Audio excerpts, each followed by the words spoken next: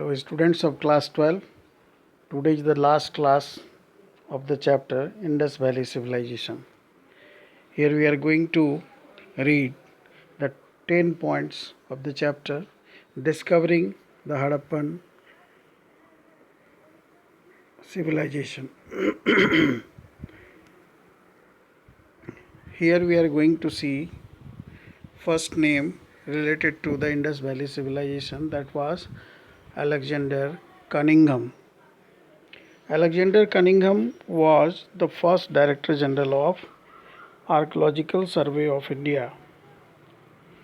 He found some Harappan findings, some Harappan civilizations materials, but he could not realize that this was a new and different civilization than the Ganga Valley civilization. That was his confusion.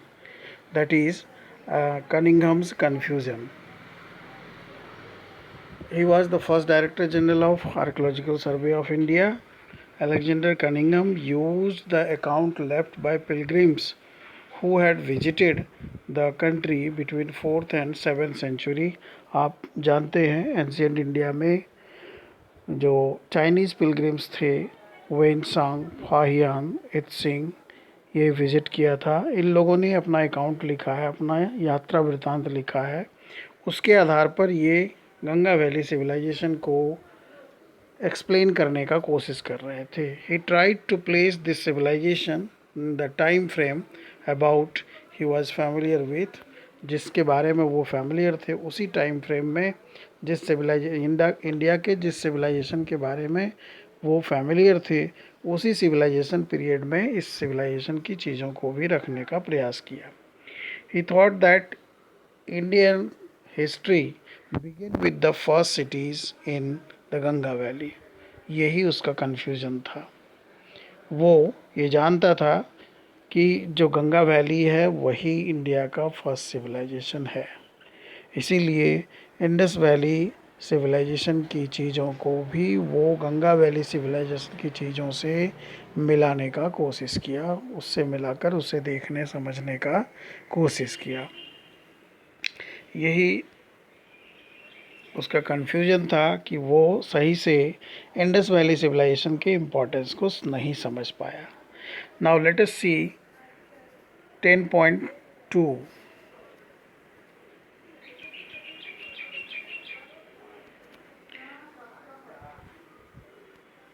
A new old civilization. यहाँ पे new old term use किया गया है. I think the Indus civilization is the oldest civilization of India, but here it has been discovered. That's why the term new civilization has been used. A new civilization according to discovery, but it was the old civilization of India. That's why a new old civilization यहाँ लिखा है. यहाँ हम लोग कुछ जान लें. हड़प्पा की खुदाई दयाराम शाहनी के देखरेख में हुआ और मोहनजोदाड़ो की खुदाई राखाल दास बनर्जी की देखरेख में हुआ.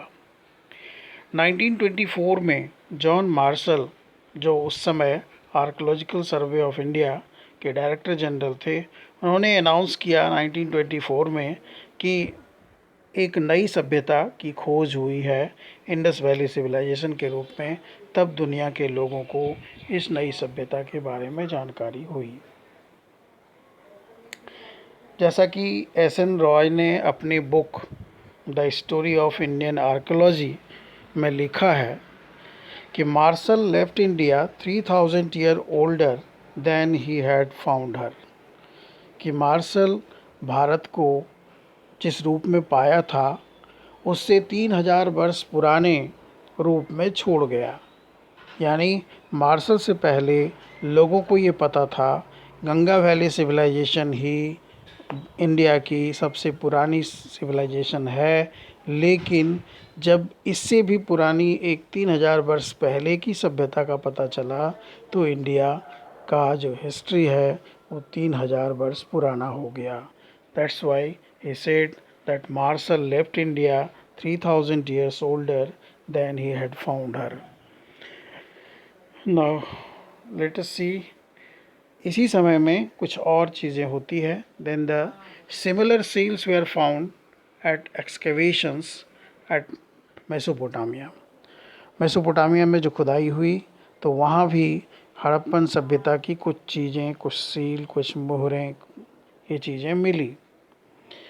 ये इंडिकेट करता था कि इंडस वैली सिविलाइजेशन संभवतः मेसोपोटामिया की सभ्यता का कंटेम्प्रोरी रहा होगा, उसका समकालीन रहा होगा. यानी इंडस वैली सिविलाइजेशन और मेसोपोटामियन सिविलाइजेशन लगभग एक समय की सभ्यता रही होगी.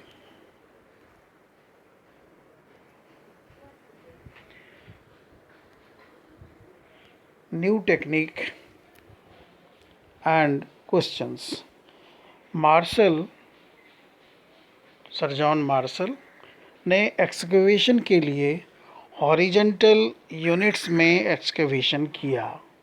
यानी मार्शल ने खुदाई हॉरिजेंटली करना शुरू किया. Ignoring the stratigraphy of the site का स्ट्रेटिग्राफी को इग्नोर करते हुए. आप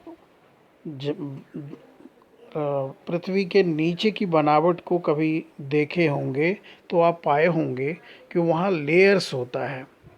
लेयर्स कहीं अप तो कहीं डाउन इस तरह से होता है. बुक में भी ऐसा फिगर बना हुआ है, उसको देखेंगे. कहीं अप कहीं डाउन होता है. तो जो एक लेयर है वो एक एज का है. तो उस लेयर के अनुसार ही खुदाई करने से एक एज की चीज़ें पता चलेगी.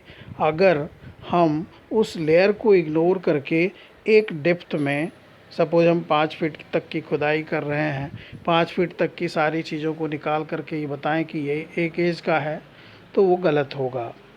इस चीज़ को रेक्टिफाई किया R.E.M. व्हीलर ने, जो 1944 में डायरेक्टर जनरल थे आर्कोलॉजिकल सर्वे ऑफ इंडिया के.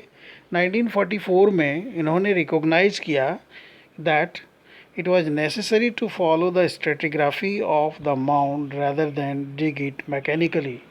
इसको यांत्रिक रूप में, मशीन के रूप में या ऐसे ही अंधाधुंध खुदाई करते जाने से अच्छा है स्ट्रेटिग्राफी के अनुसार, स्ट्रेटा के अनुसार, स्तर के अनुसार, ज़मीन की बनावट के अनुसार, उनके जो लेयर्स हैं उस लेयर्स के अनुसार इसकी खुदाई की जाए. Now let us come to the last point of the chapter, the problems of piecing together. Sindhu घाटी की सभ्यता के जो चीज़ें मिली है उनको अगर हम आज की गंगा वैली सभ्यता या आज की चीज़ों से मिलाने का कोशिश करें तो थोड़ी समस्या नहीं मिलती है. तो ये प्रॉब्लम है. यहाँ पे 11.1 में दिया है क्लासीफाइंग फाइंड्स. जो चीज़ें मिली है उनको हम कैसे क्लासीफाई करते हैं. तो क्लासिफिकेशन का यहाँ बहुत सारा क्राइटेरिया दिया गया है. 1 है on the basis of material. जो चीज़ें मिली वो किन चीज़ों की बनी है, जिन चीज़ों से बनी है उसके आधार पे, जैसे stone made, clay made, metal made इत्यादि.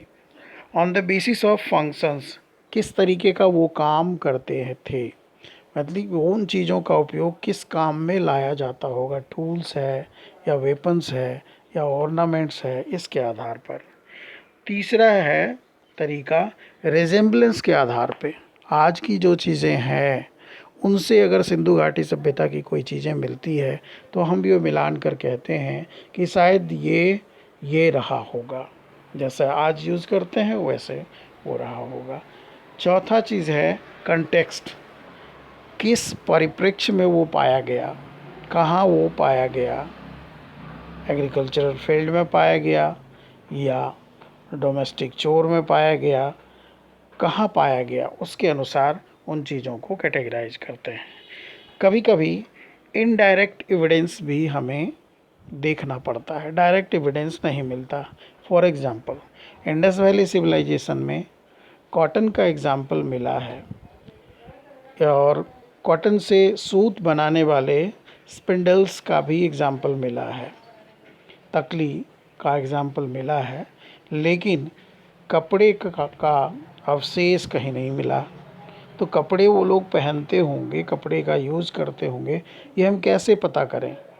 तो फिर हमें इनडायरेक्ट एविडेंस, मतलब जो उनके स्कल्पचर पे कपड़े की कोई सिलवटें बनी हुई है, कपड़े का कोई डिज़ाइन बना हुआ है, दिखाया गया है कि मूर्ति कपड़ा धारण किए हुए है, तो इसका इनडायरेक्ट एविडेंस है कि वो कपड़े के बारे में उन्हें जानकारी होगी।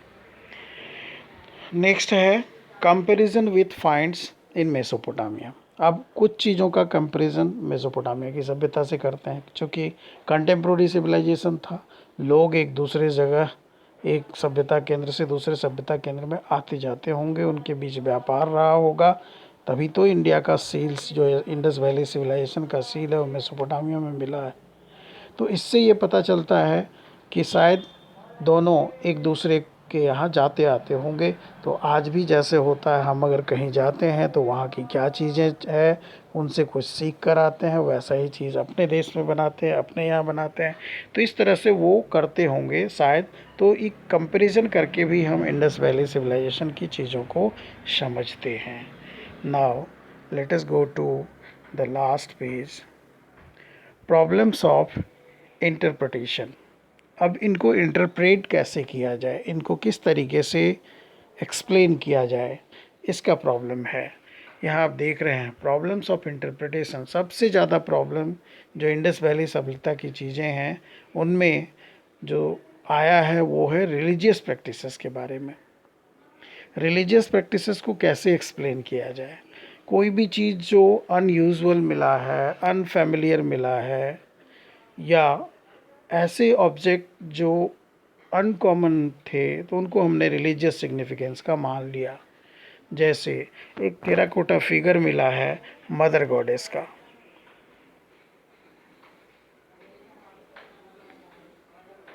Rare man statuary of man in sitting posture with one hand on knee such as priest king। एक रेयर स्टैच्यू मिला है जो क्रॉस लेग बैठा है और उनके दोनों हाथ उनके दोनों घुटनों पे हैं। तो इसकी पहचान करते हैं प्रिस्ट किंग से, जैसा प्रिस्ट किंग मेसोपोटामिया की सभ्यता में होते होंगे। अभी आपको बताया कि किस तरीके से हम इनकी चीज़ों को, फाइंडिंग्स को कैसे एक्सप्लेन करते हैं, कैसे समझते हैं। Structure have been assigned rituals. कुछ स्ट्रक्चर हैं जिसको माना गया है कि शायद इसका प्रयोग रिचुअल्स के लिए करते होंगे, जैसे the great bath and the fire alter. Great bath Mohenjodaro में मिला है, फायर अल्टर कालीबंगन और लोथल दोनों जगह मिला है। तो इन चीज़ों को हम लोग समझते हैं कि शायद इसका उपयोग वो रिचुअल पर्पस के लिए करते होंगे, सामूहिक आयोजनों के लिए करते होंगे। ग्रेट बाथ का यूज़ सामूहिक स्नान के लिए, फायर अल्टर का यूज सामूहिक यज्ञ या इस तरीके का कोई विधि विधान करने के लिए प्रयोग करते होंगे।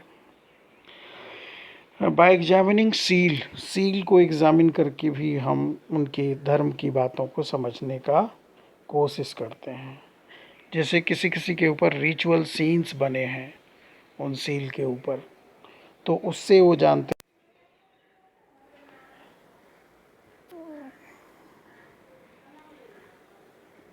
हाँ, शायद इस तरीके का रिचुअल्स वो करते होंगे।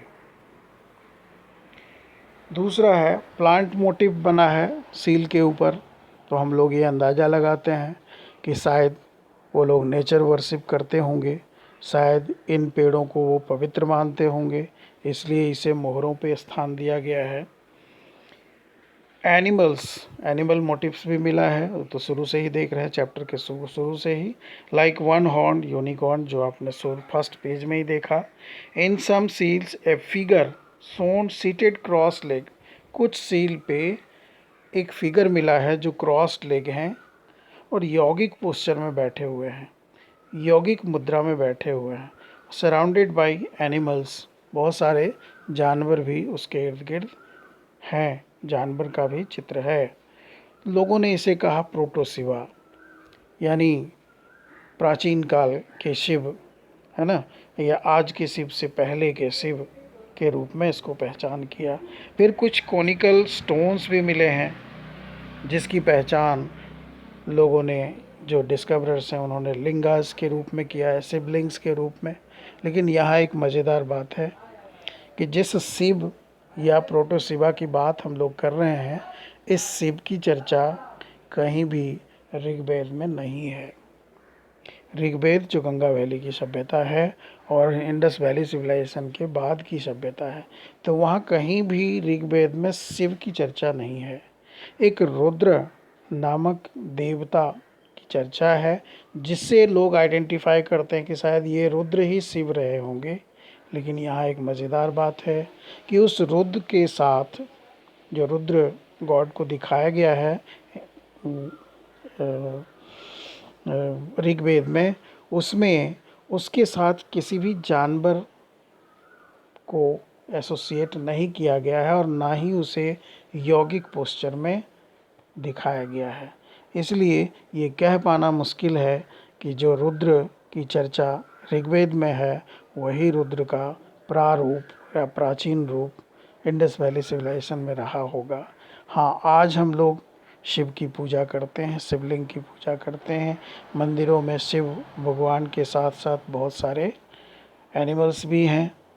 उनकी सवारी नंदी, गणेश की सवारी मूषक और कार्तिकेय की सवारी मयूर, ये सब एसोसिएटेड हैं उनसे। तो शायद इससे हम प्रोटो शिवा के रूप में उन्हें मिलान कर सकते हैं। That's all. एक्सरसाइज का सारा क्वेश्चन देखिए, आपको ये भेज दिया गया है। और इस साल का क्वेश्चन पेपर, उसको देखिए किस तरीके का क्वेश्चन आता है, और complete all exercise questions. If you have any problem, clear it during the doubt class or during the class on WhatsApp or on Telegram. Thank you. Have a nice day.